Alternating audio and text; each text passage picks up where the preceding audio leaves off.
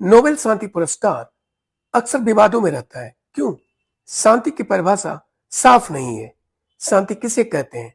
युद्ध खत्म करना, न्याय दिलाना या मानवाधिकारों की रक्षा करना?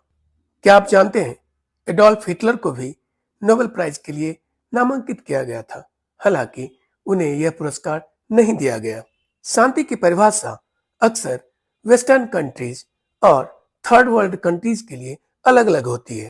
इस पर बार बार बहस होती है कि सही मायने में शांति क्या है, लेकिन अब तक विश्व के नेता शांति के असली मायने नहीं ढूंढ पाए हैं। नोबेल समिति पे राजनीतिक पक्षपात के आरोप भी लगते आ रहे हैं।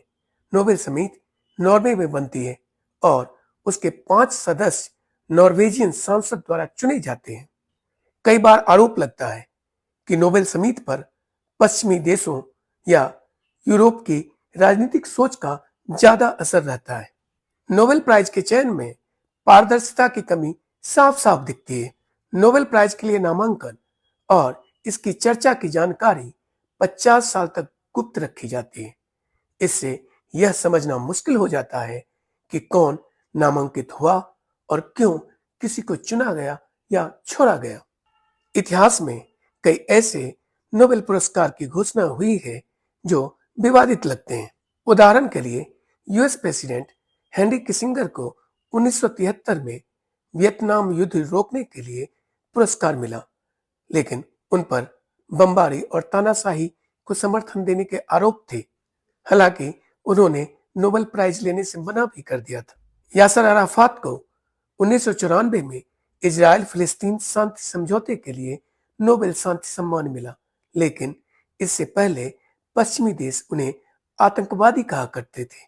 बराक ओबामा को 2009 में यूएस प्रेसिडेंट बनने के कुछ ही महीनों के बाद यह सम्मान मिल गया था, लेकिन तब तक बराक ओबामा ने शांति से जुड़ी कोई बड़ा काम नहीं किया था।